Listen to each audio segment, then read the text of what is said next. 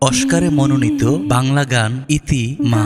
মমতাময়ী মায়ের গান গেয়ে বিশ্বের সবচেয়ে মর্যাদাপূর্ণ পুরস্কার অস্কার প্রতিযোগিতার মঞ্চে মনোনীত হয়েছেন তুমি যাকে ভালোবাসো খ্যাত শিল্পী ইমন চক্রবর্তী। অস্কারের মঞ্চ মনোনীত হওয়া তার গানের শিরোনাম হলো ইতি মা। বাঙালির গাওয়া এটিই প্রথম কোনো গান যেটি অস্কার প্রতিযোগিতার মঞ্চে বিদেশি নামিদামি সঙ্গীত শিল্পীর গানের সঙ্গে প্রতিদ্বন্দ্বিতা করবে। ২০২৪ সালের অস্কার পুরস্কার প্রদানের জন্য এবার সিনেমার সঙ্গীত শাখা থেকে প্রায় ৮৯টি মৌলিক গান বাছাই করা হয়েছে, যার মধ্যে একটি হলো ইমন চক্রবর্তীর ইতি মা গানটি। জানা যায় অস্কার দৌড়ে ইমনের সঙ্গে লড়বেন Lady Gaga, Elton John, Miley Cyrus, Ed শিরানের মতো আন্তর্জাতিক খ্যাতিসম্পন্ন তারকারও। অস্কারে মনোনীত ইমনের গাওয়া ইতিমা গানটি ইন্দিরা ধর মুখোপাধ্যায় পরিচালিত পুতুল সিনেমার নিজের গান। অস্কারের মঞ্চে মনোনীত হয় বেশ উচ্ছ্বসিত গায়িকা। এ প্রসঙ্গে তার অনুভূতি জানতে চাইলে ভারতের জাতীয় পুরস্কার পাওয়া ইমন বলেন, এখনো হজম করে উঠতে পারছি না বিষয়টা, তবে পুরস্কার জেতার বিষয়ে ভক্তদের আমি বলবো আমি